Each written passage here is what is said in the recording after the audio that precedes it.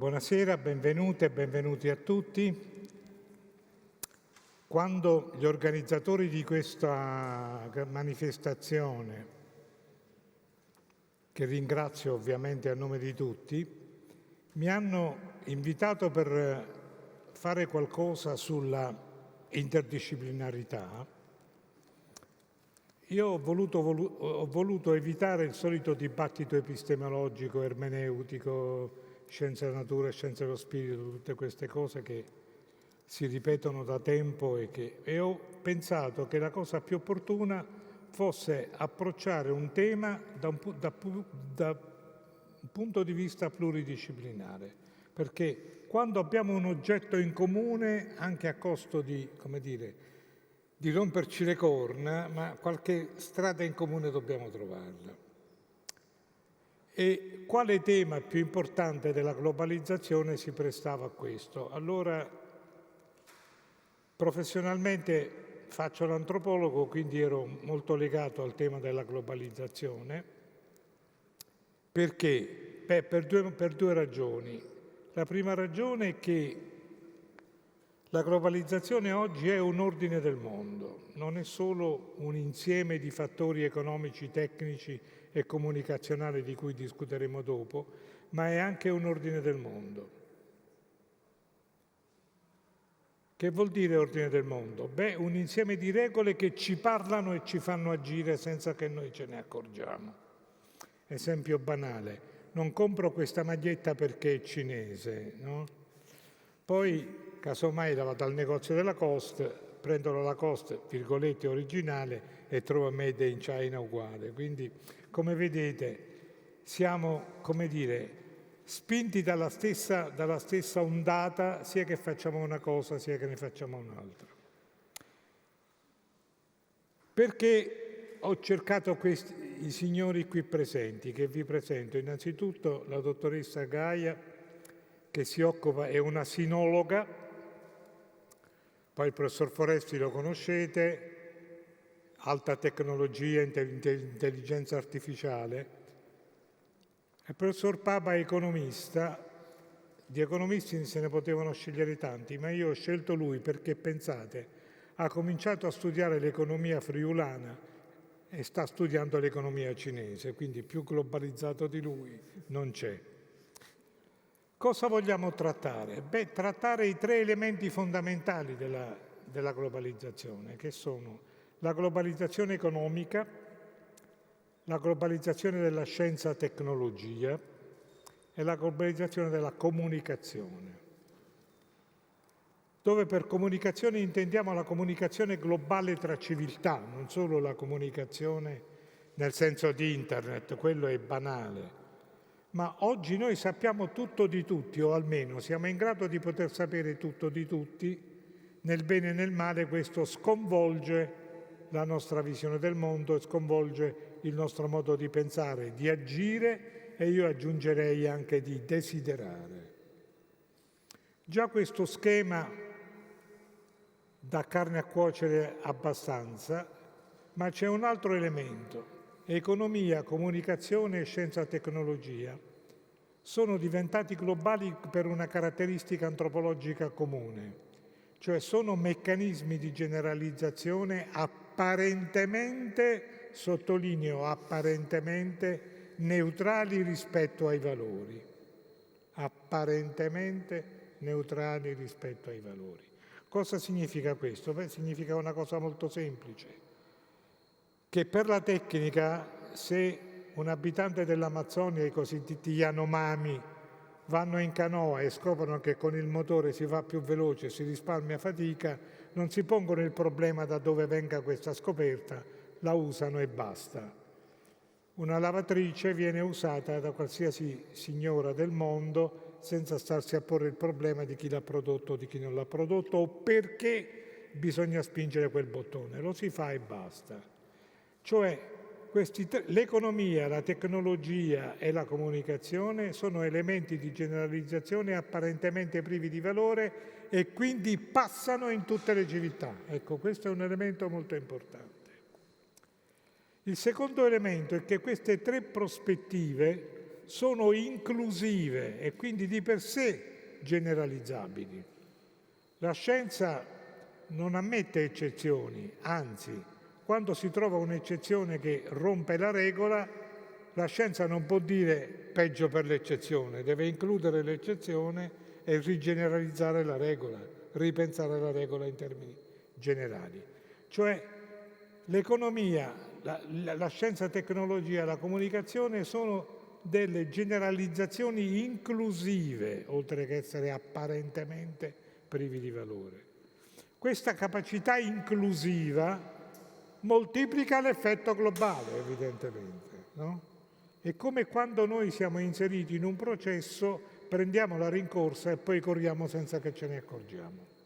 Il terzo elemento che vorrei sottolineare a livello di introduzione è che se ne dica, la globalizzazione può entrare in crisi e ne parleremo, ci sono degli elementi di riappropriazione culturale del sistema globale, ma comunque è destinata a durare. Quindi questi sono i tre elementi che noi dobbiamo tenere presente per qualsiasi discussione. Se qualcuno di noi pensa che, come dire, un modo di agire friulano o molisano o californiano possa in qualche modo impedire alla globalizzazione di andare avanti, beh, antropologicamente dobbiamo subito dire che questo è quasi impossibile. Semmai il locale ci aiuta a pensare in maniera diversa il globale, i cosiddetti glocal, però non lo impedisce e non lo può impedire, cioè siamo di fronte ad una forza trainante che sconvolge il mondo e che ridefinisce gli ordini a cui noi eravamo abituati a pensare. Detto questo, io comincerei subito stimolando l'economista. Sergio, ma è proprio vero che il globale è un ordine economico del mondo oppure c'è qualche altra cosa? Dunque, è solo il mercato o c'è qualche altra cosa? Perché di solito si dice la moneta è equivalente generale, quindi compriamo tutto, possiamo scambiare tutto, È solo questo la globalizzazione economica? Dunque, allora, innanzitutto ringrazio te, Nicola, e gli organizzatori per avere questa opportunità di venire qua, che mi sembra, in questa splendida città, mi sembra fantastico. In genere questi dibattiti multidisciplinari gli economisti fanno la parte peggiore, perché diciamo, sono quelli che dicono le cose più che piacciono di meno, quindi spero di non fare questa parte anche questa volta, perché in qualche misura gli economisti devono parlare bene dell'economia, degli aspetti economici e dell'importanza che hanno per il benessere, per la crescita. E quando si parla di globalizzazione è un tema particolarmente sensibile. Tu mi chiedi se c'è qualcosa oltre l'economia, ma diciamo, io partirei dal fatto che la globalizzazione nasce, diciamo, come rapporto economico, in cui si innestano rapporti di tutti i tipi, questo dai tempi della vera via della seta, insomma, che nasceva dagli scambi commerciali, ma si portava dietro anche culture, scambi culturali, contaminazioni di tutti i tipi. Però, diciamo, senza andare troppo lontano, la globalizzazione nasce, ci sono diverse fasi, io direi 3 fasi principali nel dopoguerra. La prima fase, che va esattamente nel dopoguerra e che viene sancita dagli accordi di Bretton Woods, e dà un senso di rigenerazione delle società sconvolte dalla Seconda Guerra Mondiale. Quindi l'idea è: cerchiamo di favorire attraverso delle istituzioni multilaterali come la Banca Mondiale, il Fondo Monetario Internazionale, cerchiamo di ristabilire dei rapporti tra i popoli che non siano basati sui conflitti, ma che siano basati sui commerci, con l'idea che i commerci si portino anche la pace. Quindi dietro questa idea, per certi versi un po' utopistica, forse c'era l'idea, molto diffusa e molto citata, che il commercio si porta indietro anche la coesistenza tra i popoli, anche se sono diversi, no? Quindi la prima fase era una fase in cui puntava a integrare le nazioni a livello internazionale, e soprattutto i commerci attraverso gli accordi cosiddetti del General Agreement delle tariffe del commercio, che è del 48, se non sbaglio, 49, che sancisce l'inizio, diciamo, dell'integrazione commerciale. Poi gli economisti misurano la globalizzazione in percentuale, diciamo, del commercio sul prodotto, sulla ricchezza che viene prodotta a livello globale.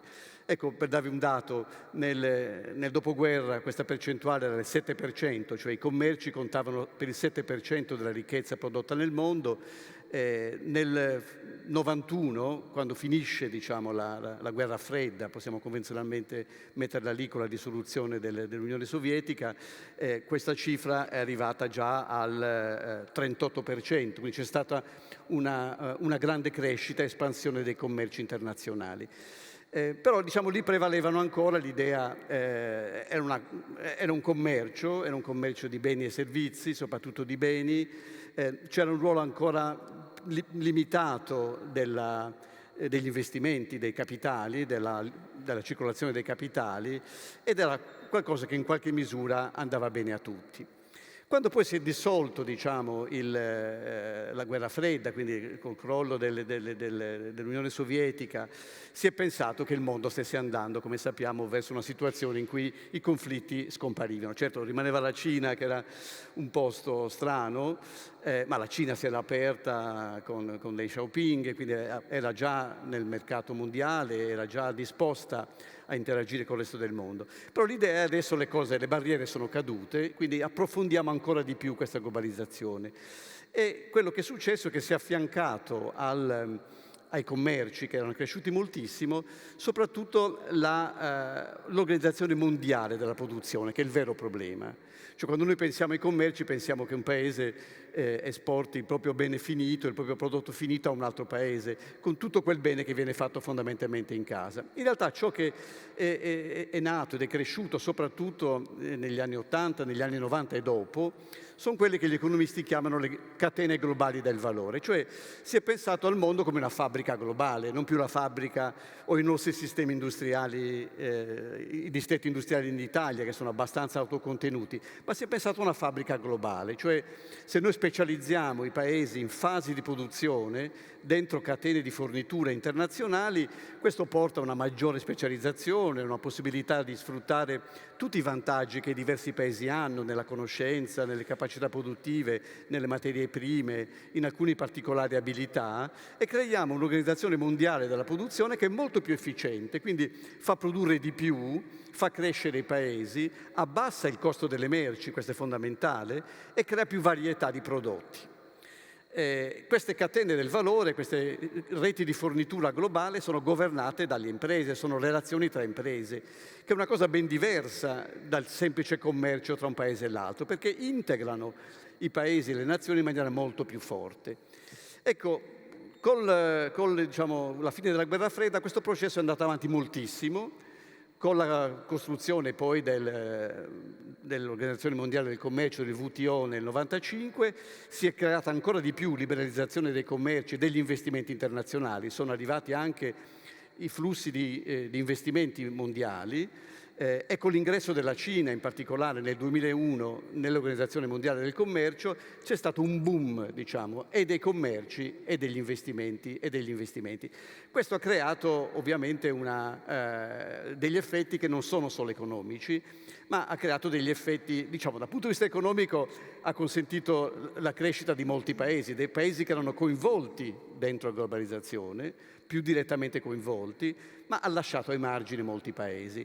E poi la cosa più interessante è che ha creato anche degli effetti non particolarmente gradevoli, ma magari ne parliamo dopo, nei paesi che hanno promosso la globalizzazione, gli Stati Uniti in primo luogo, l'Europa, i paesi occidentali, che hanno in qualche misura avuto degli effetti non desiderati di questo, che si sono ripercorsi non tanto e soltanto nell'economia, ma in particolare in cose che hanno a che fare con la qualità del lavoro, con la disuguaglianza dei redditi soprattutto.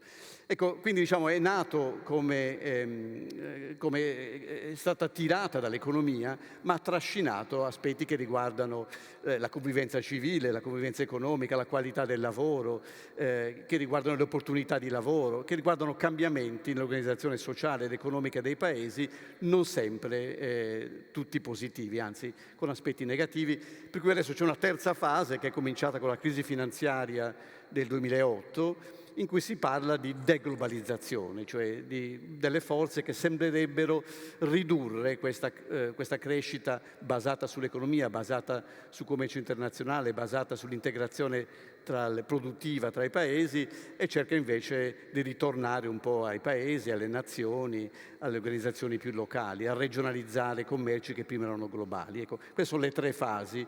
E le implicazioni di queste non sono soltanto economiche ovviamente, ma sono anche poi profondamente culturali, perché poi dietro questo c'è stato attraverso il commercio di beni anche, come nel passato, una contaminazione culturale che non sempre ha prodotto delle cose gradevoli. È un effetto boomerang dell'Occidente che ogni tanto si ripete.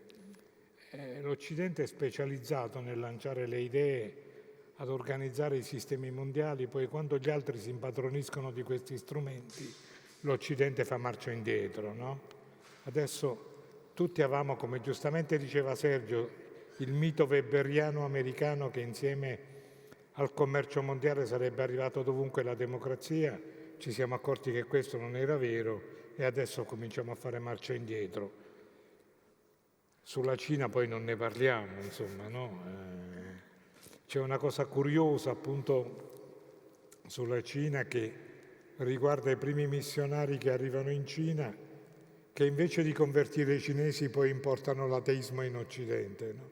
È l'effetto boomerang di ogni effetto globalizzante. Proprio questo mix tra tecnologia e occidentalizzazione mi porta alla domanda che vorrei fare a Foresti. Ma la globalizzazione tecnologica è soltanto un fatto occidentale o c'è qualcosa di più? Beh, allora, intanto... Perché di solito noi pensiamo alla scienza, alla tecnologia, l'Occidente è il centro del mondo, no? Certo. Però man mano che poi l'Occidente non è più il centro del mondo. Allora che sta succedendo? Beh, tu ti riferisci a quella che si definisce tecnica globale, immagino, che spesso viene un po' confusa con quello che poi è il progresso scientifico e tecnologico, che noi tendiamo a considerarlo come principalmente qualcosa dell'Occidente. Beh, se noi guardiamo nella storia ci sono molti aspetti che magari alcuni di questi non sono neanche molto noti, dove in realtà il progresso scientifico arriva come conseguenza di tante piccole, contaminazioni che sono avvenute. Chiaro che possiamo partire dai greci, dai filosofi greci e quant'altro, i matematici, che hanno avuto sicuramente influenze dagli assiri, dai babilonesi, dagli egiziani e così via. Ma se facciamo qualche passo in avanti, quindi arriviamo verso il XVI-XVII secolo, dove in realtà lì effettivamente in quel momento in Occidente c'è stato un grande sviluppo tecnologico, c'è stata di fatto una rivoluzione scientifica, però le basi di quella arrivano un po' da tante parti del mondo. E su questo mi piace ricordare un importante studioso arabo, Al-Kindi, che non è famosissimo in tutti i settori, però è uno di quelli che ha portato la filosofia greca nel mondo arabo, quindi andiamo verso quella direzione, ma a noi ci ha portato un qualcosa che attualmente sta alla base della tecnologia delle telecomunicazioni e in particolare della sicurezza delle telecomunicazioni. Lui è stato colui il quale ha studiato il primo metodo per decifrare le tecniche di decifratura ad alfabeto, a monoalfabetico, che sono quelle che si usavano nell'antichità. L'ha inventata Giulio Cesare, per intenderci, quando mandava i suoi scritti alle legioni che erano ormai già disperse in tutta l'Europa ad oggi conosciuta, cifrando i suoi messaggi semplicemente con un diverso alfabeto. Cosa abbastanza semplice, perché si tratta di avere una tabella dove su una prima colonna abbiamo le lettere dell'alfabeto in ordine e nella seconda colonna abbiamo le lettere dell'alfabeto che noi vogliamo usare nel nostro nuovo alfabeto. Quindi la A l'andremo a scrivere con la Z, la B con la C e così via. Se io ho questa tabella, chiaramente posso facilmente ricostruire questo messaggio. Chi li usava poi, facendo qualche salto in avanti? Beh, i gesuiti, sostanzialmente i gesuiti che erano distribuiti un po' in tutto il mondo, quando scrivevano al Papa, siccome allora poi i messaggi impiegavano diversi mesi ad arrivare al Papa, venivano cifrati. Attualmente ci sono degli studiosi, principalmente americani, all'interno dei Musei Vaticani, che stanno decifrando proprio questi documenti, cercando di recuperare queste informazioni con le tecniche a loro conosciute. Ecco, Al-Kindi si accorse di che cosa? Si accorse che in questo modello di cifratura si mantenevano le frequenze relative delle lettere. Quindi voi sapete che nella lingua latina la lettera più usata è la lettera E, e poi vengono le altre vocali e poi i consonanti. E questo si può misurare facilmente prendendo un volume, ad esempio lo si fa sui Promessi Sposi, si conta quante lettere A ci sono, quante B, quante C e così via, e si divide per il numero complessivo delle lettere che compongono i Promessi Sposi. Questo mi dà le frequenze relative. Allora, se io ho che la lettera E ha una frequenza relativa intorno al 12%, ecco che se vado ad analizzare le frequenze relative delle lettere nel testo cifrato, la lettera che sarà vicina al 12% chiaramente la posso associare con la E e così via. Bene, questo deriva da questo Al-Kindi che in qualche modo, diciamo, ci fa capire come da una parte ha portato la filosofia verso il mondo arabo, ma ci ha portato verso il mondo occidentale un qualcosa che noi attualmente usiamo ed è alla base della sicurezza delle nostre comunicazioni. Ecco, tornando al discorso dell'Occidente che è importante, dicevi appunto se effettivamente l'Occidente ha dato diciamo, il là effettivamente alla parte tecnologica. Ecco, in quel periodo potremmo dire assolutamente sì, quindi per quello che riguarda la tecnica globale possiamo dire sì, ma per quello che riguarda il progresso scientifico e tecnologico no, quello arriva effettivamente da tutti i paesi e ognuno ha contribuito in qualche modo a farlo.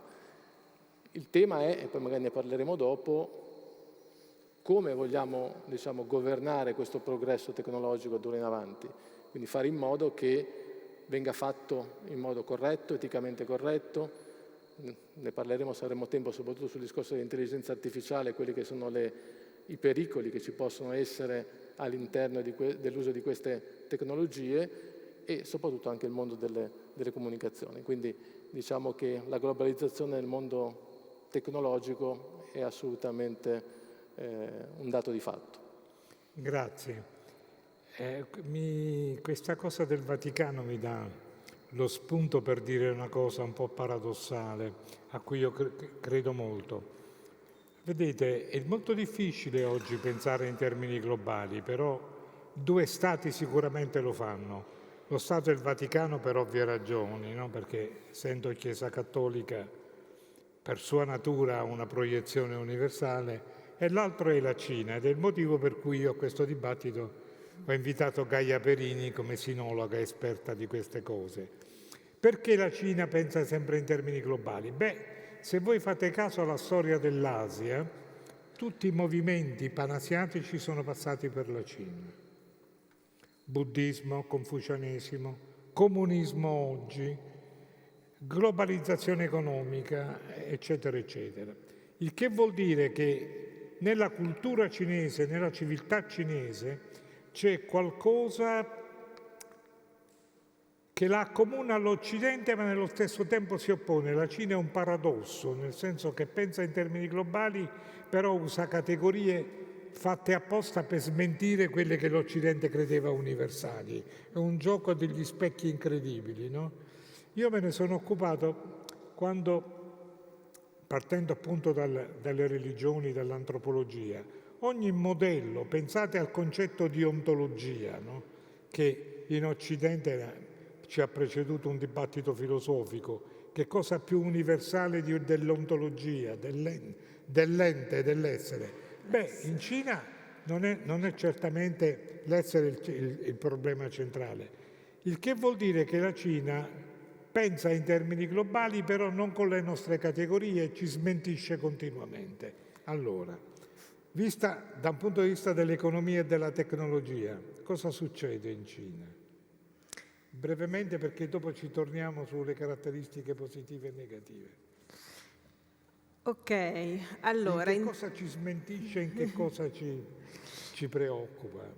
Ecco, io intanto proprio per rispondere a questa suggestione partirei con una piccola premessa metodologica molto breve, potrei farci un'intera lezione sopra, ma la stringerò e alla fine sta tutta in una breve citazione di Franco Fortini, che forse conoscete, che andò in Cina negli anni 70, ovviamente andava pieno di aspettative nei confronti del socialismo, del comunismo, di vedere che cos'era questa Cina all'epoca di Mao, e scrisse un lungo taccuino di appunti che poi venne pubblicato sui quaderni piacentini, il cui, diciamo, passaggio chiave che qui vi citerò è questo: la paura della speranza e l'amore della disperazione non sono lo stesso sentimento e non necessariamente si ritrovano nello stesso individuo,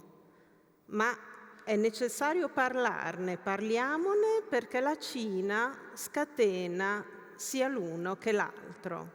Amore della disperazione, oggi diremmo della distopia tecnologica, e dall'altra parte speranza e paura che questa speranza sia mal riposta in un paese che ci mette in un'idea di cosmo, di pianeta finalmente multipolare, non più con un'unica potenza egemonica, ma con una pluralità di voci.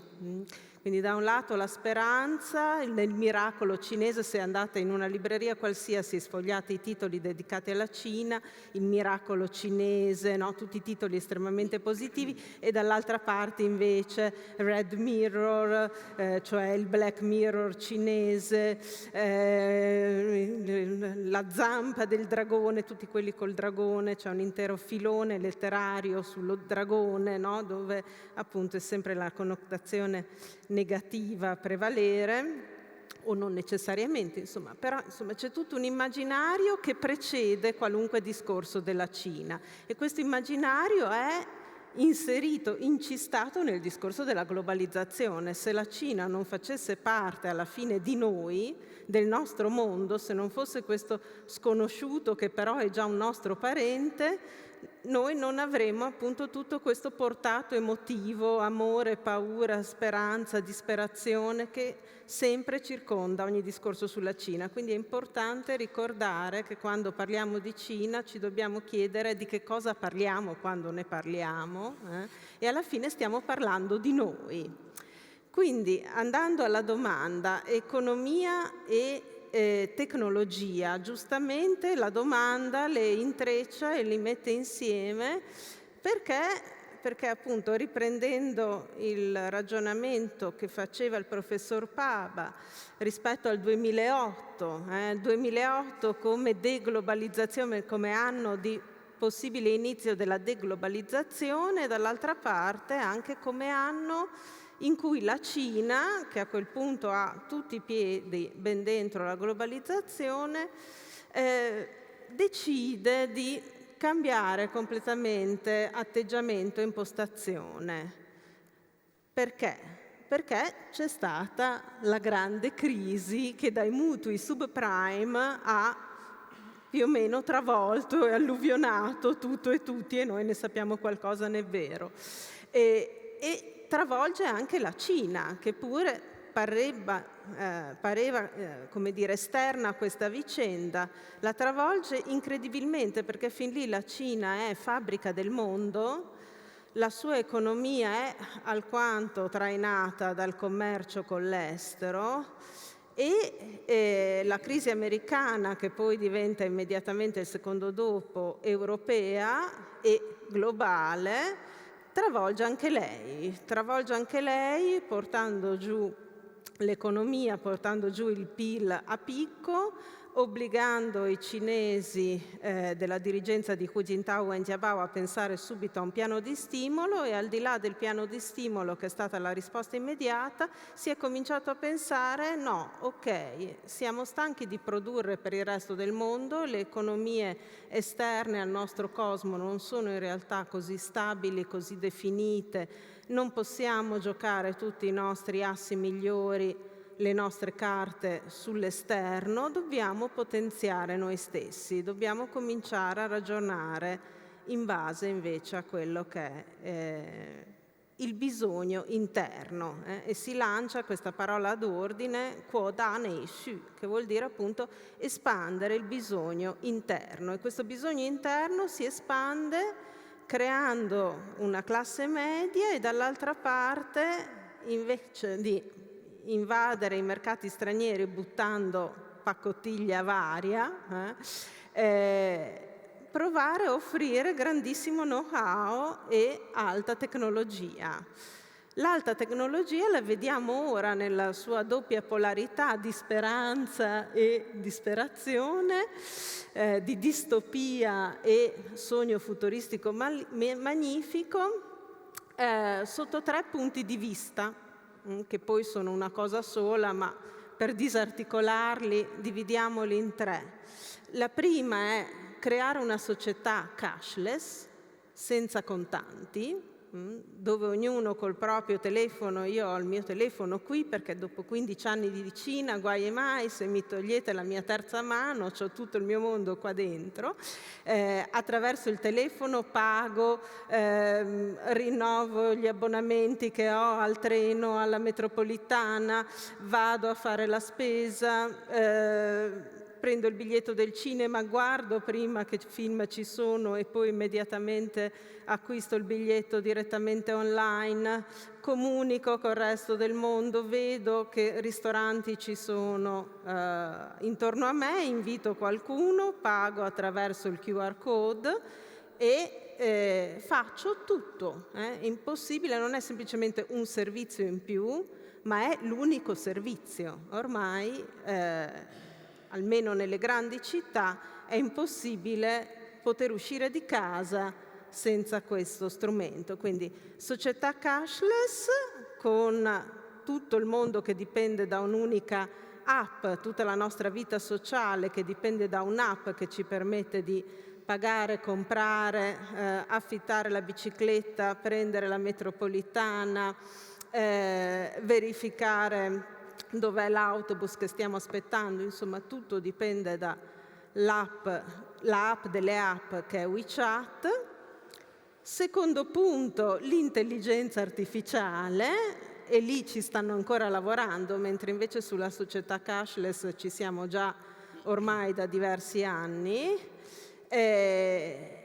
Intelligenza artificiale che permette poi di arrivare al terzo punto, che è quello dell'Internet delle cose, delle smart cities. Futuro che è ormai già più presente che altro e che permette appunto di cominciare a pianificare uno spazio urbano, uno spazio dell'abitare, della residenzialità completamente diverso da quello nostro, dove tutto passa appunto attraverso le reti del 5G, attraverso l'intelligenza artificiale, da una razionalità, una super razionalità che è informatica tecnologica, per cui in queste case del futuro, che sono assolutamente green e a risparmio energetico, noi ci svegliamo, la luce e le finestre sono moderate dall'intelligenza artificiale in base all'orario in cui ci svegliamo, al nostro bisogno di luce, anche la temperatura della casa viene regolata attraverso l'intelligenza artificiale e attraverso la nostra stessa presenza nella casa noi avvertiamo gli altri, la rete esterna, che ci siamo, non ci siamo, stiamo per spostarci, no? Per cui la cosa distopica è appunto che noi siamo sotto controllo. Se siamo o non siamo presenti nel nostro domicilio, dove stiamo andando, se l'auto è o no carica. Ecco, questo è il lato distopico. Poi semmai ne parleremo più diffusamente con chi è esperto del settore. Da un lato c'è appunto questa parte estremamente distopica, dall'altro butto scintilla della speranza. Queste tecnologie, volendo a crescita ipertrofica, fine eccessive, superinvasive della vita, in questo momento preciso, in questo momento politico, da un certo punto di vista ci stanno anche salvando, perché ad esempio quella competizione che rischia di finire nel conflitto militare che è data dalla situazione taiwanese, in un certo senso è retta invece dallo sviluppo tecnologico, perché per quanto Nancy Pelosi sia andata aggressiva fino a Taiwan e per quanto i cinesi abbiano risposto in maniera aggressiva e dura, c'è il fatto che a Taiwan si producono in maniera quasi monopolistica i semiconduttori, i chip, senza i quali appunto tutto quello che vi ho descritto di questo mondo sparisce, diventa impossibile. Per cui scatenare un orizzonte di guerra alla fine non conviene nella pratica né agli americani né ai cinesi, e si torna a quello che si diceva sulla pace, che viene in un certo modo retta anche dagli scambi commerciali e dalla produzione delle varie aziende in questo caso di high tech. Quindi insomma speranza da un lato in un futuro possibile verde e possibilmente pacifico, e disperazione dall'altro per tutto ciò che c'è di distopico in questo tipo di evoluzione. Grazie. Io vorrei spostare adesso, dopo un'analisi panoramica generale, spostare un po' il discorso su globalizzazione e vita quotidiana. E comincerei dalla tecnologia. La tecnologia ha un sacco di meriti, no? Però ha delle conseguenze sulla vita quotidiana incredibili, di cui noi non ci accorgiamo. Siamo talmente abituati ormai ad agire tecnologicamente che lo facciamo per riflesso condizionato. La cosa che mi lascia perplesso, ma la butto come provocazione, è l'incidenza della tecnologia sul pensiero globale e sul modo di pensare e di desiderare. Alludo ai protocolli, alludo all'iperprogrammazione, alludo alle modalità, computerizzate delle nostre azioni, eccetera. Questo, a parte il fatto che toglie spazi di libertà politica in termini di programmazione, su cui non è il caso di aprire qui un dibattito, quello che preoccupa è che, secondo me, tutto questo taglia le ali all'immaginario, e questo mi preoccupa molto in termini antropologici. Tu che ne pensi? Ma io mi collego a quello che diceva la collega, introducendo il discorso, diciamo, della tecnologia, perché ha toccato due punti che sono veramente interconnessi con quella che è la globalizzazione e che non possiamo non analizzare in dettaglio. Tutti questi strumenti che ci permettono l'interconnessione a livello mondiale, quindi in qualche modo, se vogliamo, anche il nostro immaginario è cambiato negli ultimi anni, proprio perché noi adesso con un caschetto possiamo vedere come i nostri sensi si trovano in qualunque punto del mondo e quindi essere trasportati laddove il nostro immaginario fino a qualche tempo fa sarebbe andato in un certo modo, adesso con un modello che ci viene imposto da chi costruisce in qualche modo questi sistemi. Però, diceva giustamente, alla base di tutto questo ci sono i chip. Allora, in questo momento sono pochi i paesi nel mondo che sono in grado di produrre chip a un certo livello. Taiwan, ovviamente, la Corea del Sud, in parte, gli Stati Uniti, ma pochissimo l'Europa. Quindi in questo momento noi abbiamo un problema. Altro autogol. Abbiamo un problema geopolitico non da poco. 2 o 3 anni fa c'è stato una nave, un grosso cargo che si è incagliato nel canale di Suez, se vi ricordate. Ha incominciato a bloccare le navi che dall'Oriente venivano in Occidente, varie merci, ma soprattutto i chip. E senza i chip noi non facciamo più nulla, a parte il telefonino che è ovvio, ma nessun elettrodomestico nelle nostre abitazioni, nessuna automobile, perché ormai qualunque automobile, non parliamo di quelle elettriche, ma anche quelle normali, senza i chip, senza le schede, diciamo, non fanno più nulla. Quindi praticamente senza questa possibilità, diciamo, di accedere ai chip, allora, l'Europa sta correndo ai ripari cercando di imporre, tra virgolette, ai paesi europei di riprendere quello che si faceva negli anni 90, perché in Italia noi eravamo con le nostre aziende sicuramente all'avanguardia per la produzione di chip e di dispositivi diciamo elettronici. Ma se facciamo un passo ancora più a fondo dal punto di vista fisico, cosa c'è dietro questi chip? Quali sono gli elementi che permettono la costruzione di questi chip, cosa che la Cina ha fatto anni fa? Ci sono le terre rare, ci sono dei componenti che non si trovano da qualunque parte nel mondo, ma soltanto in alcune zone, in particolar modo in Africa. Quindi il continente africano, che è poverissimo di tante altre cose, è ricchissimo di terre rare. Allora la Cina che cosa ha fatto? Ha incominciato a comprare il debito pubblico di questi paesi. Se voi andate a vedere, praticamente la Cina è proprietaria della gran parte di questi paesi del centro Africa. Ha incominciato a portare la tecnologia, ma soprattutto le infrastrutture, quindi i trasporti, spostando proprio interi gruppi di lavoro cinesi che sono andati là, hanno costruito le autostrade, eccetera. Questi paesi non avevano poi i denari per pagare, diciamo in qualche modo, la Cina, e si è comprato una parte del debito. Questo, dal punto di vista geopolitico, dà un vantaggio enorme, diciamo, alla Cina in questi termini. Quindi questi due elementi, che non sono sempre, diciamo così, facilmente identificabili, vanno tenuti in considerazione per quello che sarà il futuro di queste, diciamo, di queste tecnologie.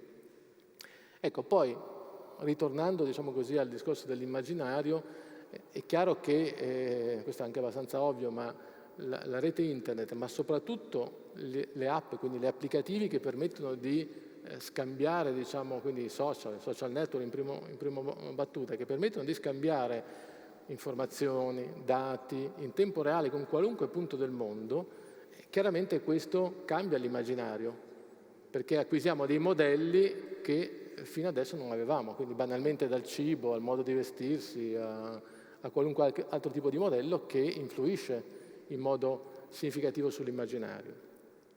Un altro aspetto che però dobbiamo andare a considerare quando parliamo di tecnologia distribuita, quindi reti ovviamente di comunicazione, e che molto spesso anche qui, cioè fino adesso è stato abbastanza sottovalutato, ma che in realtà ora sta diventando fondamentale, vedi anche un po' tutto quello che è successo dopo la pandemia, e riguarda che queste reti al momento non sono sicure, quindi i dati che viaggiano su queste reti non sono sicure, quindi non abbiamo diciamo, la forza di far sì che i nostri dati di qualunque tipo, quindi da quelli diciamo, dei nostri social network fino a quelli militari, sono soggetti a intercettazioni e diciamo, a essere in qualche modo manipolati. Ci sono due elementi interessanti da sottolineare. Manipolare questi dati su larga scala, ovviamente, può cambiare anche l'immaginario. Quindi quello che adesso noi chiamiamo come fake news è un problema estremamente serio, che poi è collegato anche all'intelligenza artificiale. Lo sviluppo che l'intelligenza artificiale ha avuto negli ultimi anni, parlo negli ultimi 2 o 3 anni, perché fino al 2014-2015, diciamo, la tecnologia non era arrivata a sviluppare una capacità di calcolo tale da rendere questi sistemi effettivamente avanzati. Con gli ultimi 2 o 3 anni, diciamo, lo sviluppo ha portato questi sistemi a essere paragonabili in molti campi applicativi a quelli che sono i comportamenti umani, e in alcuni casi addirittura superiori, cosiddetto superhuman, diciamo, con dei poteri, dei sensi superiori a quelli umani. Ecco, in questo momento il problema è distinguere un dato reale da un dato falso, costruito da un algoritmo. Beh, vi assicuro che prendendo 2 immagini, una scattata con una telecamera, una macchina fotografica, e una costruita da un algoritmo di intelligenza artificiale, in questo momento ci sono delle difficoltà per poter capire quale delle due è vera, quale delle due è artificiale. Fino a qualche tempo fa c'erano degli artefatti che gli algoritmi inserivano nelle immagini, mentre il mondo analogico chiaramente non li ha. Adesso questi algoritmi sono in grado di arrivare a un livello, diciamo, di perfezione di questi elementi tale per cui non riesco a discriminarlo. Allora, nel momento in cui mi vengono mostrate delle immagini, mi vengono mostrati dei dati che sono falsi, ma che sono così realistici che in qualche modo il mio immaginario li fa sembrare reali, ecco che qui si pone un problema importante. Quindi aspetti positivi, ma anche aspetti estremamente pericolosi. Il gioco inverso. Esatto. Senti Gaia, della vita quotidiana ci ha già fatto qualche accenno. Prova a dover spiegare a dei ragazzi giovani di come la Cina ripensa o rivaluta la globalizzazione occidentale, cioè anche sulla globalizzazione dobbiamo litigare con la Cina oppure c'è qualcosa che ci accomuna.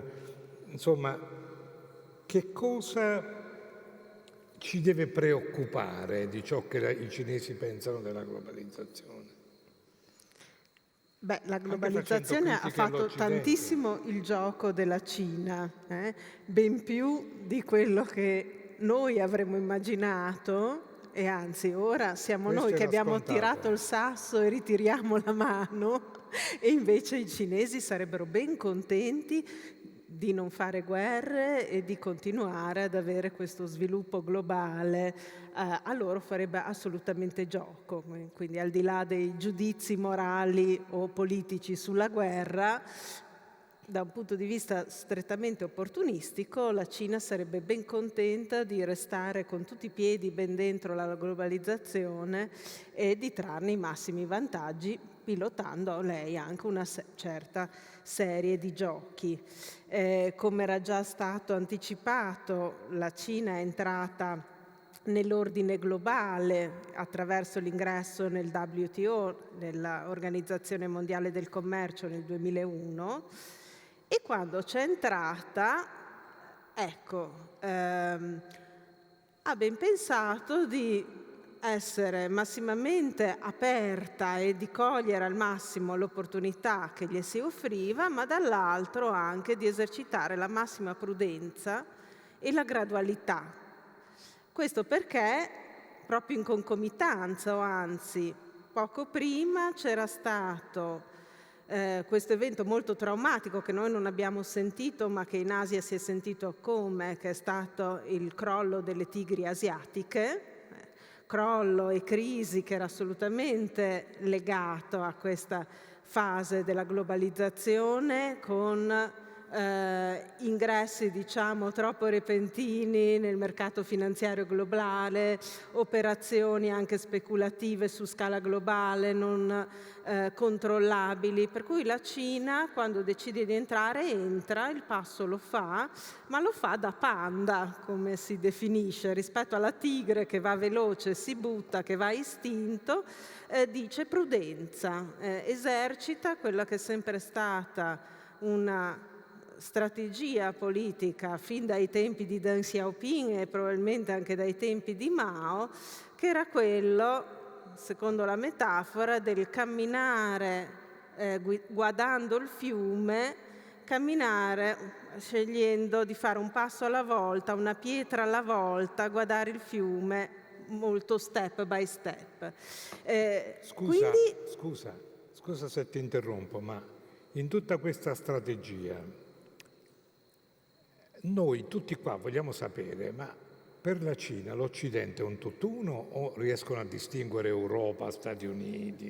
Perché è vero che noi non facciamo molto per distinguerci dagli Stati Uniti, però voglio dire c'è una percezione diversa, se vuoi anche in termini di mercato, meglio sarebbe in termini antropologici dell'identità dell'Europa rispetto agli Stati Uniti, oppure l'Occidente è qualcosa di nebuloso in cui si mette tutto insieme? Allora, perché questo ci interessa da un punto di vista quotidiano e anche di antropologia vissuta, diciamo, no?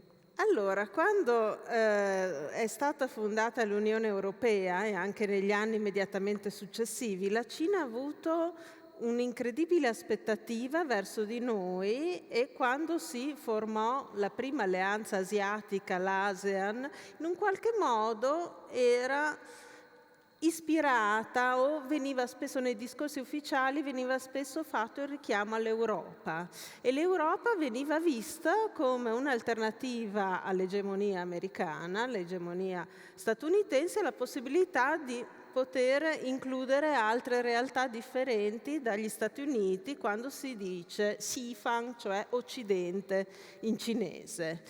Questa grandissima aspettativa però dobbiamo dire che è stata abbastanza delusa, e da lì a pochi anni, soprattutto appunto con l'evento del 2008 della crisi che ho già nominato, dico la Cina, ma in realtà insomma sono discorsi generali, diciamo il trend generale mainstream è stato quello di vedere l'Europa ancora una volta suddita degli Stati Uniti, e che quindi insomma gran bel posto dove Scusa, andare. ma questo è un fatto geopolitico e anche culturale secondo te? Allora, sono separati in realtà i due ambiti, nel senso che dal punto di vista culturale l'Europa è vista e stimata, noi italiani siamo visti e stimati moltissimo, e io devo dire che in 15 anni di Cina mi sono anche giocata la carta del non essere americana e dell'essere italiana, e di avere quindi un trattamento privilegiato da pari. Ah sì, noi i due imperi, l'impero romano, no? E al di là delle boutade e degli stereotipi e dei luoghi comuni, comunque l'idea dell'Europa come cultura, culla della civiltà, culla della filosofia, come interlocutore culturale sul piano dell'evoluzione della civiltà, della civilizzazione, e anche nei tempi più recenti, cioè dopo la pianificazione della Via della Seta, anche propaggine di un ordine del mondo che è eurasiatico. Eurasia è una parola che si usa nel lessico politico e geopolitico cinese. Di qui la nuova via da la noi nuova via della seta meno. parte da qua. No, non parte, però insomma arriva qua. È una delle propaggini.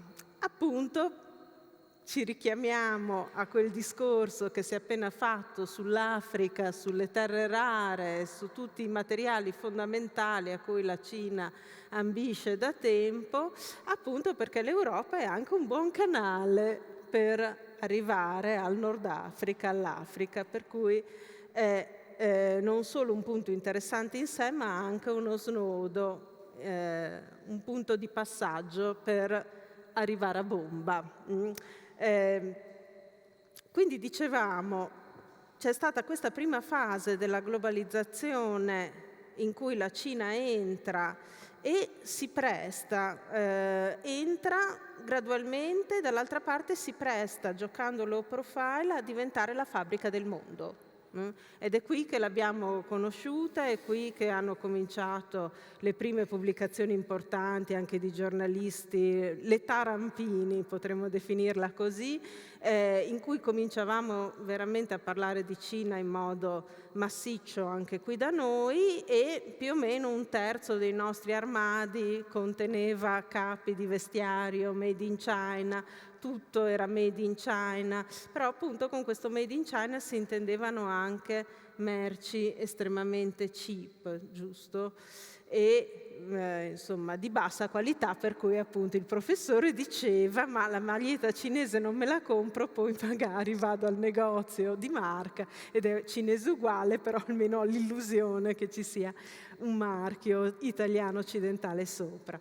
E quindi diciamo, l'ingresso è graduale e molto appunto con l'idea di non scivolare nella trappola della privatizzazione, perché appunto questa era la sorte che era capitata a tanti paesi in via di sviluppo, che con l'ingresso della globalizzazione hanno privatizzato tutto, avendo profitti immediati lì per lì e poi esponendosi ai 420, a terremoti anche molto forti che dalla finanza andavano a tirare giù tutto.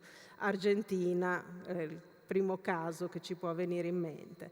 Per cui la Cina decide di essere molto prudente, dall'altra parte però comincia a lanciare le prime parole d'ordine, che sono quelle della ascesa pacifica, dello stare nello schema globale, portando pace, usando la rete dei commerci appunto per produrre merci per noi e avere tutto sommato un dialogo in cui lei comunque si percepisce come paese ancora in via di sviluppo, quindi sotto di noi, e anche distinguendo tra Europa da una parte, America dall'altra, e vedendo anche però l'importanza geostrategica dell'Africa. Brevissima parentesi, il 15 anni in cui ho vissuto a Pechino, l'evento in cui ho visto la città tirarsi a gran spolvero con intere vie chiuse al traffico perché c'era questo evento fondamentale, importantissimo, fu nel 2006, fine del 2006, quando venne organizzata una enorme delegazione di tutti i paesi africani e lì il trattamento fu proprio di distesa dei tappeti rossi, red carpet, che né agli americani né ai cinesi né agli europei sono mai stati stesi in quel modo. Quindi questa è la prima fase. La seconda fase, in breve, che non voglio rubare troppo tempo, è dal 2008 in poi, che vi dicevo invece è una fase di uscita da questa consapevolezza di essere paese del terzo mondo in via di sviluppo e ingresso invece man mano gradualmente sempre più potente in una identità da superpotenza.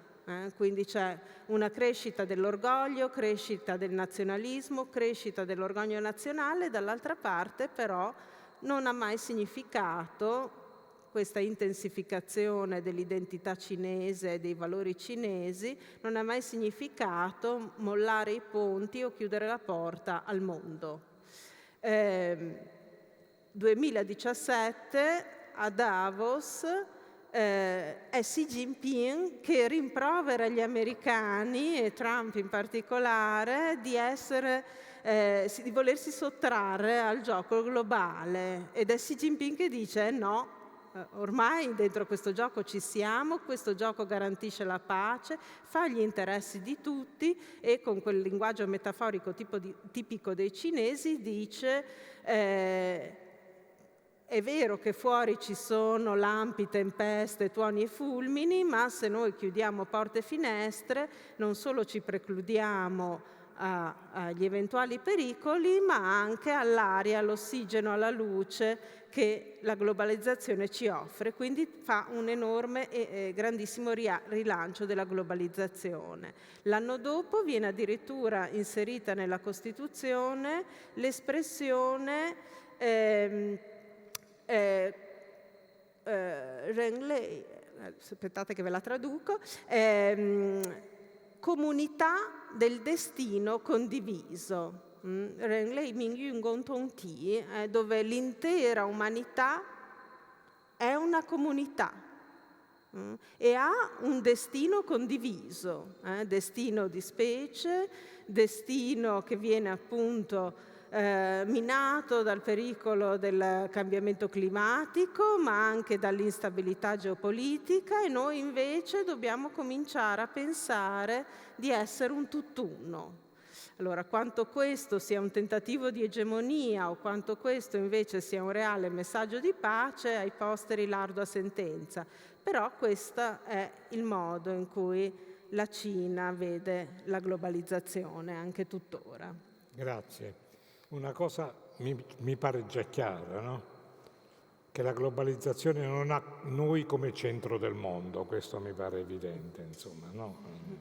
Chi si illude di essere ancora in Italia il centro del mondo come nell'impero romano nel Medioevo sta fuori di testa, ormai il centro del mondo si è spostato.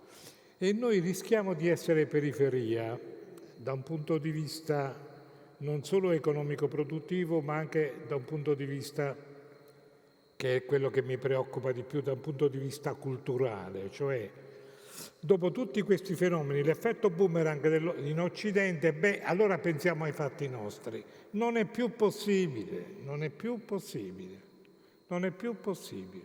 E chi predica queste cose è, come dire, è quantomeno fuori dalla storia, di quella storia del quotidiano che stiamo cercando di raccontare nella sua polimorficità. Ma non siamo più il centro del mondo neppure a livello economico, questo mi pare evidente, non lo siamo più a livello culturale, non lo siamo più a livello geostrategico e questo è altrettanto evidente. Però l'economia, come dire, ci ha in qualche modo spossessati di una capacità centrale, vorrei tornare a Sergio su questo, cioè che cosa è successo che ha rotto questo meccanismo? Sono tornati gli stati imperi, l'economia non ha mantenuto le sue promesse, ci sono stati troppi squilibri, quanta povertà possiamo sopportare, insomma, trovo che questo meccanismo si sta un po' inceppando. Secondo te che cosa sta succedendo? Ma non alludo soltanto alla guerra russo-ucraina, alludo un po' a un sistema globale in cui c'è un clima di ritorno agli stati imperi che in qualche modo vogliono governare diversamente la globalizzazione. Tu che impressione hai? Ma diciamo, per rispondere vorrei fare due cose. Diciamo. La prima è riprendere un po' il tema della globalizzazione e della tecnologia assieme della Cina, perché quello mi sembra il punto fondamentale, perché questo cambiamento che citava Gaia prima, cioè il fatto che paradossalmente i difensori della globalizzazione, cioè dell'integrazione dei commerci, dell'integrazione economica, siano i cinesi e per converso chi ha iniziato tutto questo, cioè gli americani, in particolare con Trump, abbiano invece avuto un atteggiamento di dire basta, adesso dobbiamo comprare americano, assumere americano e quindi negare ciò che hanno fatto dal dopoguerra fino ad oggi. Scusa, precisazione storica con Trump. Sottolineiamo, perché c'è tutto un altro racconto oggi della globalizzazione, no? È come se la globalizzazione fosse un'invenzione di Clinton, no? Di un'esportazione commerciale. No, la globalizzazione comincia negli anni '80 con Trump, si perfeziona con Trump, è frutto della Reagan Economics, della Thatcher, eccetera, cioè è un'espansione soprattutto commerciale e finanziaria. Questo tanto per tenere le cose storicamente. Scusa. No, cioè, diciamo, io trovo paradossale che adesso l'Occidente, ma in particolare diciamo, gli Stati Uniti, abbiano questo atteggiamento in qualche misura di frenare sui processi di integrazione economica e commerciale. Questo non voglio dire che l'integrazione economica e commerciale non abbiano avuto degli effetti negativi, per esempio certamente l'ha avuto l'eccessiva finanziarizzazione dell'economia, l'aspetto diciamo più finanziario dei capitali che non tanto dell'Organizzazione Mondiale della Produzione. Però è paradossale che adesso su questo si torni indietro e a me sembra veramente curioso che appunto Xi Jinping e Clinton prima fossero paladini del commercio come apertura diciamo anche delle relazioni non solo economiche ma anche culturali di scambio tra i popoli in pace e poi con Trump sempre a Davos si rimarcasse l'idea che questo mondo stava per finire, era finito perché la globalizzazione e la Cina in particolare avevano fatto male alle nazioni che l'avevano promossa, cioè agli Stati Uniti e in parte anche all'Europa. Ora questo è un tema secondo me molto importante perché gli economisti in genere studiano questo, cioè studiano quanto delle ricadute economiche della globalizzazione abbiano inciso sugli equilibri dei paesi avanzati, degli Stati Uniti e dell'Europa. Per esempio c'è un termine che viene studiato che è stimare qual è il cosiddetto China shock, cioè l'effetto di shock che la crescita dell'economia cinese legata al suo ingresso nel WTO e nei commerci internazionali ha creato nei settori soprattutto manifatturiero dell'Europa e degli Stati Uniti. E certamente è stato un effetto negativo da questo punto di vista, cioè non c'è dubbio che questo ha contribuito a ridimensionare molte parti dell'attività produttiva e manifatturiera dell'America, degli Stati Uniti e in parte anche dell'Europa e in parte anche dell'Italia. È sotto gli occhi di tutti il fatto che se noi guardiamo e leggiamo l'economia italiana degli anni 70-80, io ero uno studioso di distretti industriali, la gran parte dei distretti industriali erano i distretti tessili dell'abbigliamento, ma questi hanno cominciato già a essere rilocalizzati in altre zone dell'Asia e dell'Europa orientale già molto tempo fa. Adesso avviene anche in altre produzioni, per esempio un altro punto importante riguarda lo sviluppo dell'automobile oggi. Gran parte dello sviluppo dell'automobile oggi, forse non tutti sanno che la Cina è il più grande produttore di automobili al mondo, ma questa produzione non è fatta soltanto dai cinesi, è fatta dai cinesi insieme alla Volkswagen, insieme attraverso joint venture con grandi case internazionali, che però producono in Cina, il più grande mercato di questo, e loro stanno governando più di altri lo sviluppo dell'auto elettrica, che sarà il futuro delle nostre economie. Però il punto che mi interessa è che uno degli effetti che viene associato alla globalizzazione, che ha creato grandi problemi in America e nell'Europa, è il fatto che c'è stata nei mercati del lavoro dell'Europa e dell'America in particolare un processo che viene chiamato di polarizzazione, cioè si è svuotata la classe media, la classe media e soprattutto i lavori manuali anche qualificati dentro la manifattura, che hanno perso di reddito, hanno perso opportunità di lavoro, a favore dei due estremi, cioè a favore dei lavori manuali non qualificati, i lavori dei servizi, non so, il ristoratore, il parrucchiere, l'infermiere, oppure lavori molto qualificati che sono i manager, che sono le persone che fanno lavori non rutinari, non molto qualificati, che non implicano appunto, che non sono legati direttamente ai flussi mondiali di produzione, della decentralizzazione della produzione.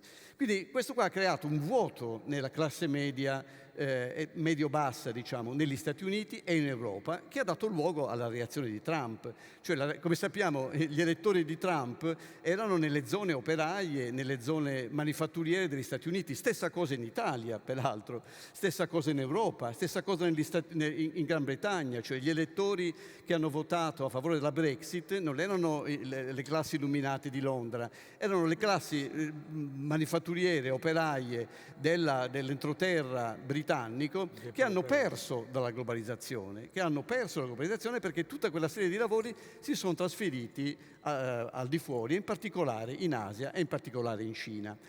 Però questo è il punto che mi interessa sottolineare. Questa è solo una parte della storia, cioè adesso c'è una reazione forte alla globalizzazione, si parla appunto di ridurre i processi di globalizzazione, di riportarli in Europa, di creare delle catene di fornitura europee o americane e soprattutto di farlo con i paesi cosiddetti amici, su cui torno tra un attimo. Però questa è solo una parte della spiegazione, la più facile, no? Quindi c'è, come dire, un'avversione alla Cina perché la si vede come il campione di questo, come il paese che ha tolto a noi le occupazioni di lavoro in alcuni settori importanti, in particolare della manifattura, nel mondo occidentale.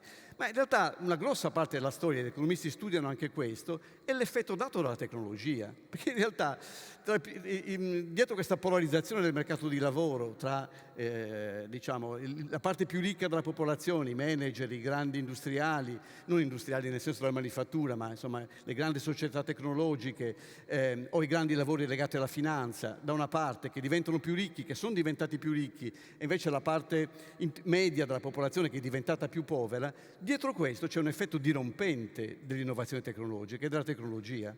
Cioè a me la cosa che mi sorprende, lo chiedo qua anche al nostro collega, cioè la cosa che mi sorprende è che mentre sulla globalizzazione uno può avere atteggiamenti favorevoli o grande avversione, viene vista come una minaccia, la tecnologia viene sempre per definizione considerata una cosa buona. Cioè nessuno va contro la tecnologia, nessuno va contro lo sviluppo tecnologico, eppure gran parte dei problemi che abbiamo in Europa e che abbiamo soprattutto negli Stati Uniti sono dovuti al fatto che la tecnologia ha spiazzato completamente interi settori dei servizi. Per esempio, lei citava prima l'uso del telefono per fare i pagamenti, ma la cosiddetta fintech, cioè la parte finanziaria che usa le nuove piattaforme digitali, ha spiazzato l'occupazione nelle banche, chiudono le banche, gli sportelli bancari, chiudono lavori anche qualificati che sono ripetitivi, che possono essere sostituiti da software oppure possono essere sostituiti da robot. Questo impatto è molto forte ed è altrettanto forte quanto il China Shock, l'effetto della globalizzazione. Quindi i problemi che noi abbiamo in Europa e negli Stati Uniti hanno queste due cause. La tecnologia, che sta creando grandi problemi. Sull'intelligenza artificiale già escono scenari apocalittici, per cui toglierà lavoro praticamente agli scienziati, a personale molto qualificato, alla parte più educata dalla popolazione, più scolarizzata dalla popolazione. Già si sapeva che i software stanno togliendo lavoro nelle operazioni ripetitive ai matematici, no? Nelle operazioni più ripetitive, quindi anche persone laureate con grandi qualificazioni professionali possono perdere il lavoro per la tecnologia. E il possesso di questa tecnologia, questa è la cosa interessante, è sempre in pochissime mani. Quindi abbiamo uno svuotamento dei redditi della classe medio-bassa e medio-alta e invece un incremento bestiale dei redditi di chi governa la tecnologia, quindi delle grandi piattaforme digitali, per esempio, no? Parliamo di Amazon oppure di Page, di Google o di Bill Gates, come sono i più ricchi del mondo. Hanno una quantità incredibile di risorse e governano in pratica queste tecnologie. Questi sono diventati enormemente ricchi e tutta la catena a loro legata, mentre si è svuotata la classe media. La classe media era ciò che governa, è ciò che sostiene la democrazia, è ciò che sostiene il vivere civile delle nazioni. Se la classe media è forte, è importante e ci sono opportunità di crescita, le nazioni sono coese e guardano con speranza nel futuro. Se la classe media si svuota, nasce il populismo. Questa è una cosa che sta succedendo da noi e che sta succedendo in particolare negli Stati Uniti. Quindi è curioso che questi due fattori, la globalizzazione e la tecnologia, che vedono la Cina come uno dei protagonisti, vengono adesso additati come delle cause di difficoltà delle nostre economie e delle nostre società. E quindi, diciamo, le reazioni che si hanno sono reazioni un po' scomposte. E qua torno alla Cina, che voglio dire una cosa importante. Cioè, secondo me la Cina teneva moltissimo e tiene moltissimo all'Europa. E la dimostrazione di questo è che la Cina ha fatto, con la nuova via della seta, ha fatto un investimento, quello che Gaia chiamava l'Eurasia, ha fatto un investimento enorme e stava facendo un investimento enorme, cioè di collegare ancora di più l'Europa e l'Asia, perché venivano pensati come un insieme che è molto complementare, enormemente complementare, sia nello scambio delle merci, sia negli scambi culturali, che nello scambio delle tecnologie. Questo stava succedendo. Voi pensate com'era il mondo prima della pandemia e prima della guerra in Ucraina. Il mondo era fatto così. La Germania investiva sulla Russia che gli dava il gas naturale, l'Europa investiva sul gas russo, c'era perfetta complementarietà. I russi ci fornivano il gas a basso prezzo e noi gli fornivamo i macchinari, le automobili, i beni di lusso. Questo faceva l'Italia e questo faceva la Germania. La Cina ci forniva i beni e ci produceva i beni dentro le catene di produzione con il nostro vantaggio e con vantaggio anche delle nostre aziende. Vi ricordo che la Volkswagen fa il 40% dei suoi profitti in Cina. Vi ricordo che la Merkel ha creato esattamente questa complementarietà tra la Cina e l'Europa. Questo mondo era perfettamente complementare e ovviamente pestava un po' i piedi agli Stati Uniti, diciamola così, perché al di fuori di questo grande legame rimaneva la grande potenza americana, che rischiava di essere un po' emarginata da questi giochi. Quando poi è arrivata la pandemia prima e la guerra soprattutto dopo, tutto questo sta crollando ed è crollato, nel senso che si è capito che in realtà i commerci non ti riparano dalla guerra. Cioè il fatto che la Russia e la Germania e l'Europa avessero investito enormemente nelle reti infrastrutturali del gas non ha impedito a Putin di fare quello che ha fatto. È curioso che adesso questa stessa accusa venga fatta in prospettiva alla Cina. E questo apre l'ultimo capitolo che voglio dire molto brevemente. È curioso questo atteggiamento che c'è nei confronti della Cina, se ci pensate un attimo. Cioè la Cina viene vista come una minaccia, no? Gli Stati Uniti, l'Europa, con molte dichiarazioni. Ultimamente anche nel G7 che c'è stato a Hiroshima si parla di contenere la Cina, perché si pensa che la Cina voglia invadere Taiwan e voglia fare con Taiwan ciò che la Russia ha fatto con l'Ucraina e con l'Europa. Ma a ben guardare, al di là delle dichiarazioni che la Cina ha sempre fatto sul fatto che Taiwan è parte, diciamo, della Cina, peraltro riconosciuta dalle stesse Nazioni Unite, come voi sapete non è riconosciuta formalmente Taiwan come nazione. Però al di là di questo, la Cina non ha dato grandissime prove dal dopoguerra fino ad oggi di essere un paese aggressivo. Pensiamoci un attimo, cioè gli Stati Uniti, prima tu citavi il caso dell'Africa, sì è vero, l'Europa e gli Stati Uniti hanno lasciato l'Africa. Il fatto che la Cina riprenda rapporti con paesi ha una filosofia molto particolare, la Cina, molto pragmatica. Io faccio affari nel mondo, ma non entro nelle cose del mondo. Ecco, pensate a quello che gli Stati Uniti hanno fatto in America Latina, pensate oppure che hanno fatto in Asia, che hanno fatto nel Medio Oriente, sul petrolio, sul rame. Cioè normalmente si associa, diciamo, gli Stati Uniti vogliono esportare la democrazia, quindi incidere sui governi degli altri paesi, non solo commerciale, ma esportare un modello di governo. La Cina non ha questa ambizione, la Cina non vuole che l'Italia o l'Europa diventino come la Cina, non vuole che noi siamo governati da un sistema autocratico, meritocratico, non gliene frega nulla, non vuole esportare il suo modello di governance. Al contrario di quello che per molti anni ha voluto fare gli Stati Uniti. Quindi il punto fondamentale è che adesso, siccome la Cina è potente dal punto di vista economico, fa paura. E la reazione che l'Occidente sta avendo è un po' pericolosa.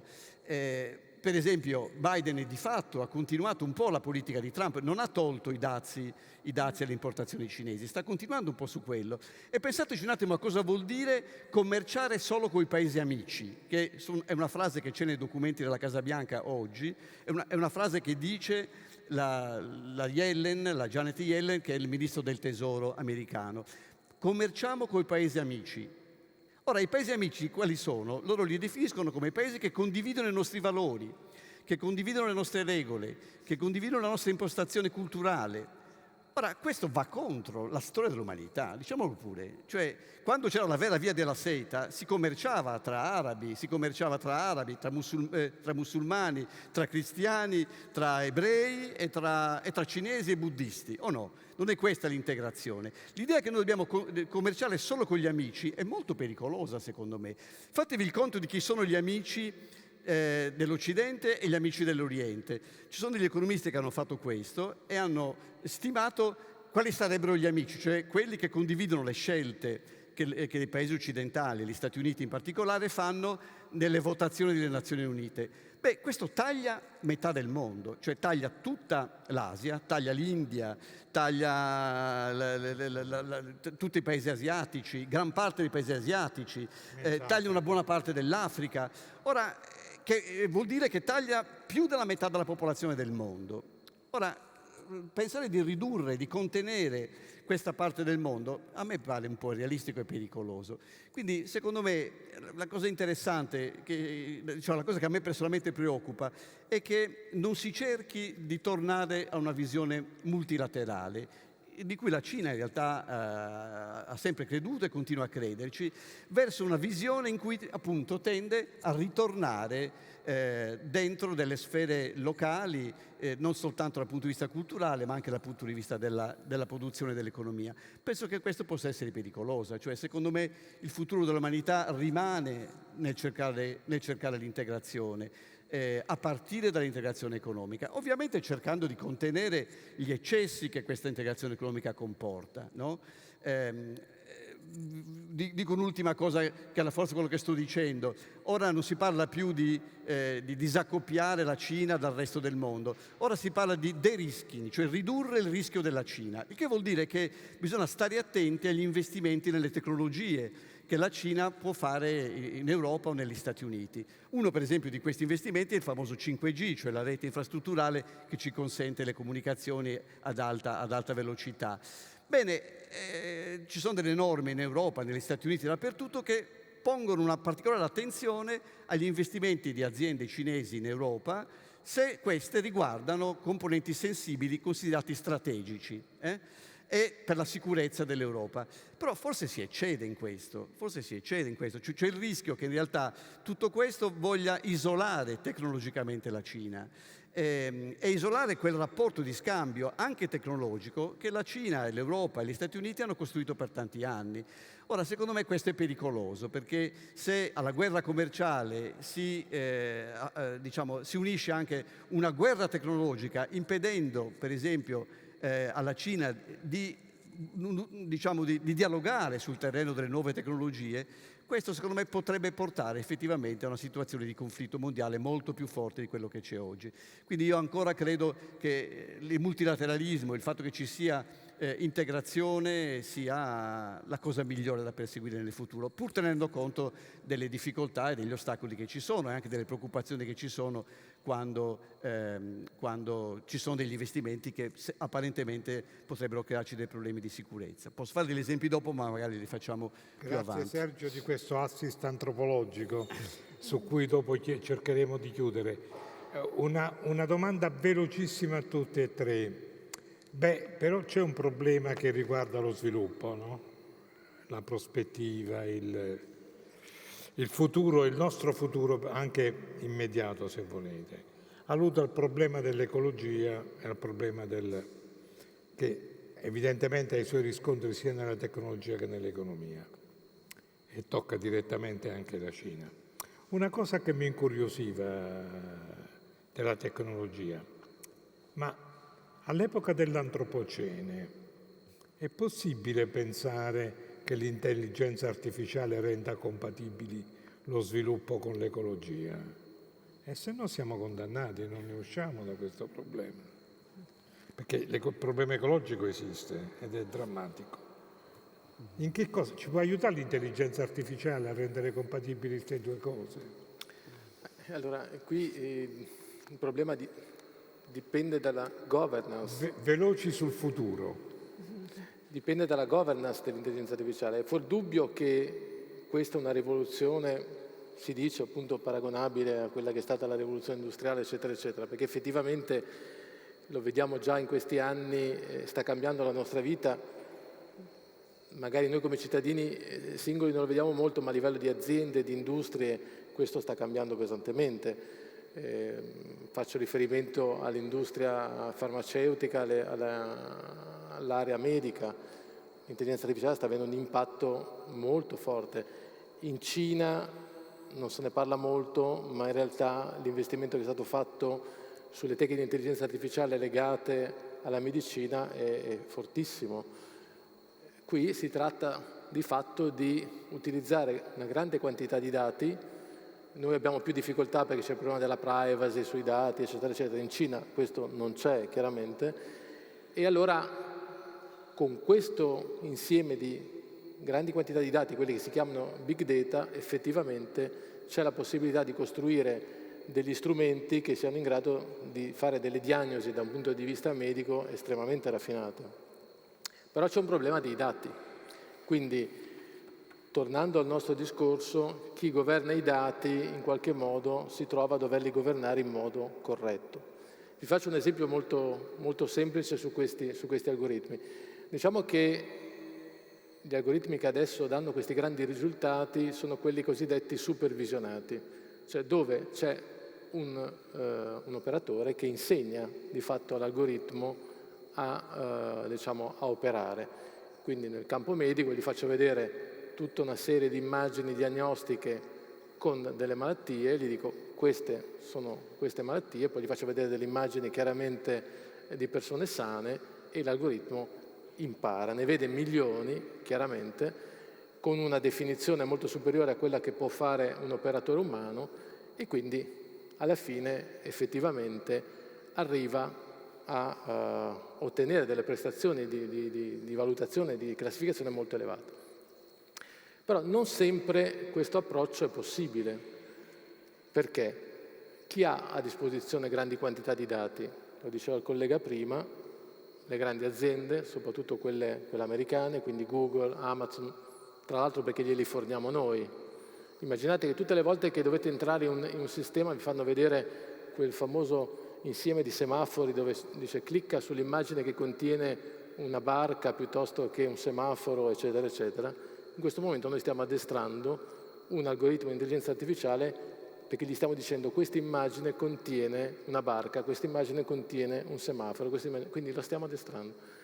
Ecco, non tutti hanno a disposizione questa grande quantità di dati, quindi in realtà l'intelligenza artificiale, tornando al discorso della globalizzazione, non è per tutti, ma in questo momento è per pochi, quando parliamo di intelligenza artificiale con grandi capacità di classificazione. Allora la ricerca dove deve andare adesso?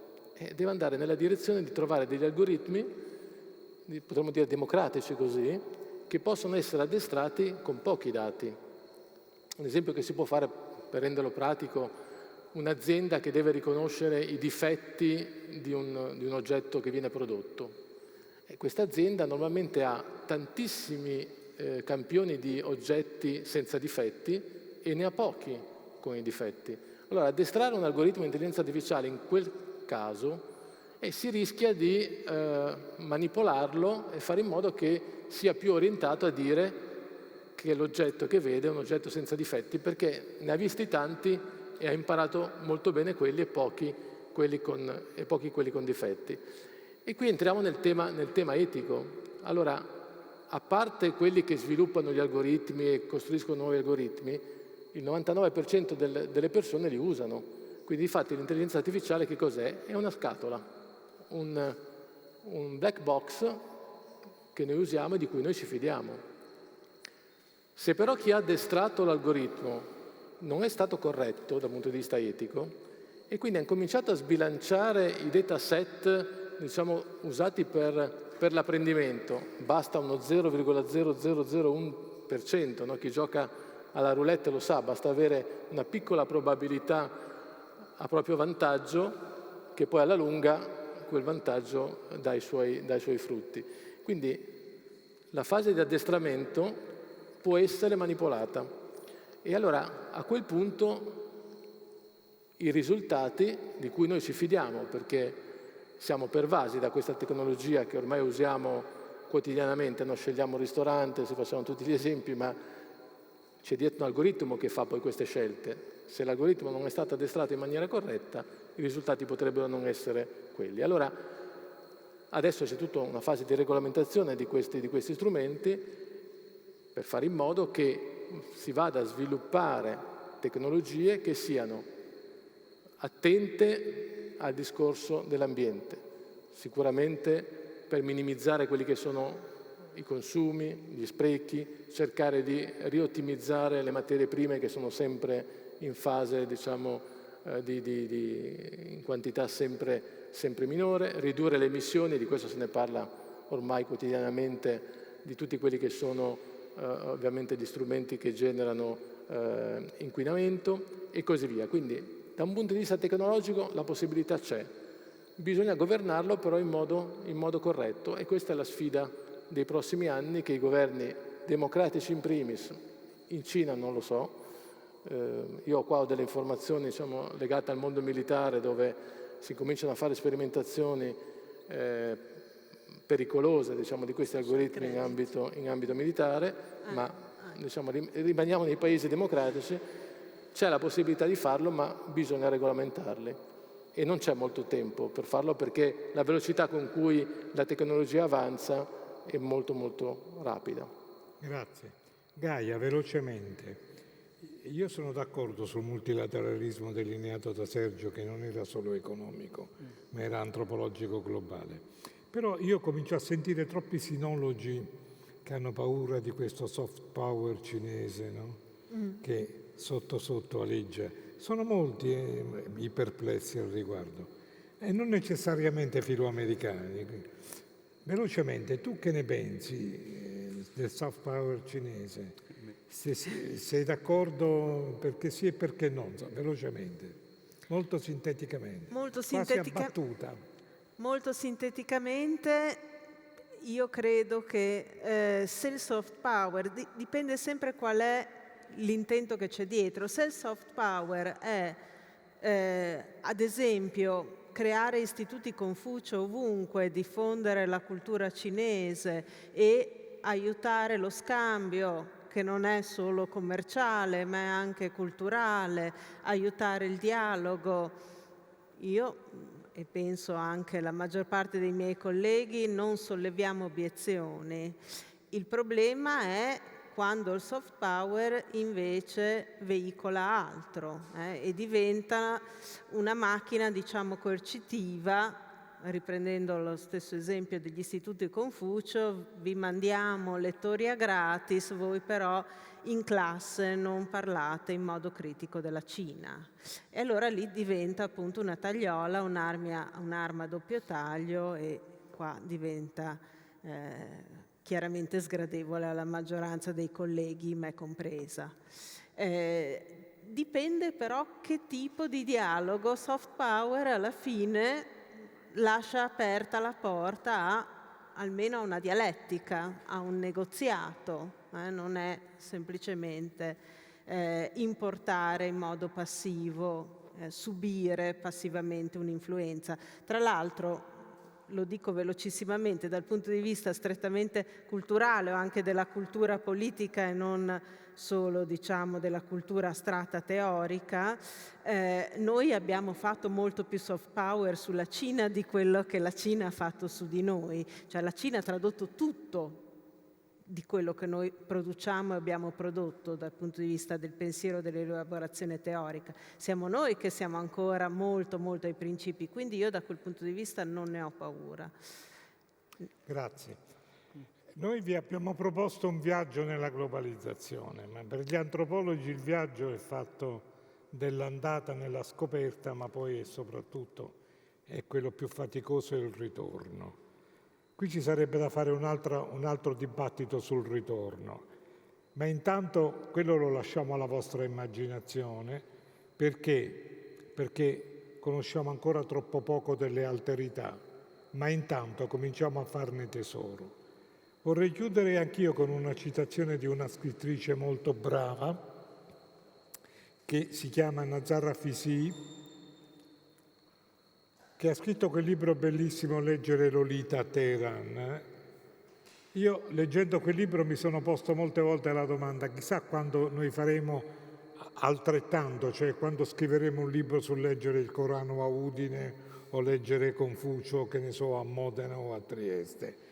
Forse è quello che dobbiamo cominciare a fare, ma è quello che noi abbiamo cercato, almeno in termini di esigenza, di creare le prospettive con il dibattito di oggi.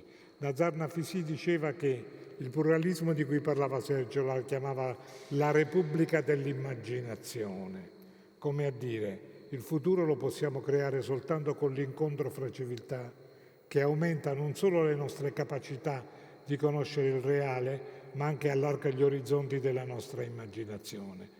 La globalizzazione vi aiuta ad immaginare mondi molto più complessi e molto più belli, per cui tanti auguri. Grazie di essere stati con noi.